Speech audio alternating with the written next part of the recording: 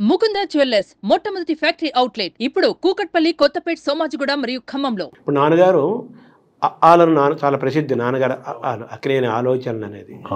అలాగే స్వీయ లోపంబు ఎరుగుటే గొప్ప విద్య అని నాన్నగారు ఎప్పుడు రెగ్యులర్గా చెప్తుండేవాళ్ళు. తన లోపాలు ఏంటో తెలుసుకోవటమే గొప్ప విద్య అని చెప్తుండేవారు. సో వాళ్ళ యొక్క ప్రభావం మీ పైన ఏమైనా ఉందా? వాళ్ళు మీరు చదివారా? చదివాను.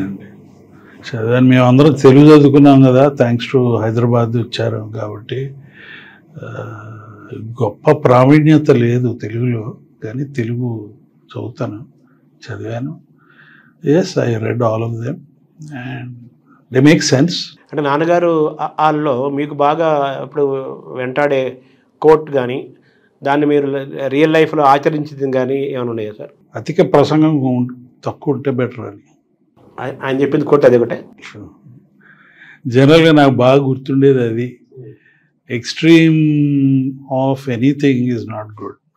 అధిక భక్షణ, అధిక ప్రసంగం, గ్రేడ్, లేజినెస్, ఇవన్నీ అదే వ్యసనాలు లేదా దుర్గుణాలు.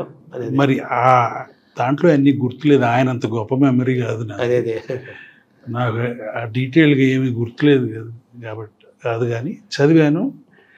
అది general knowledge, common sense sort of things అండి. ఆయన he's nicely put them into words. ఆ లైఫ్లో నుంచి ఆయన అనుభవాలు చెప్పారు, అబ్జర్వేషన్లో నుంచి. తర్వాత మామూలుగా వేరే వాళ్ళకి చెప్తూ మా వెంకటరత్నం అంటుంటారు ఆయన. అంటే వెంకటరత్నం అంటే మీరేనా సార్? లేదండి, మా కజిన్ బ్రదర్. ఓకే. నా పేరు వెంకట నారాయణ, ఫుల్ పేరు. అయితే ఓకే, అమెరికా వెళ్ళినప్పుడు వెంకట నారాయణ అంటే ఇట్స్ లాంగ్ నేమ్ అని వెంకట్ అని నాకు అలవాటు అయింది అక్కడ. వెంకటరత్నం గారు my cousin brother, my first cousin. మా నాన్నగారు ఎల్డెస్ట్ బ్రదర్ సన్, మా ఇంట్లోనే పెరిగారు. ఆయన నాగేశ్వరరావు గారి సంభాషణలో బాగా దొరికే పేర్లలో ఈ వెంకటరత్నం గారి పేరు ఒకటి వస్తుంటుంది. అలాగే ఆయన తప్పనిసరిగా చెప్పే పేరు ఘంటసాల బలరామయ్య గారి గురించి చెప్తారు. విజయవాడ రైల్వే స్టేషన్లో ఆయన వెళ్తూ తలగొక్కున్నా, పక్కకు తిప్పినా, నేను నన్ను చూడకపోతే ఈ రోజు నా పరిస్థితి ఏంటి అని చెప్తూ ఉంటారు. బలరామయ్య గారు బాగా తలుచుకుంటారు.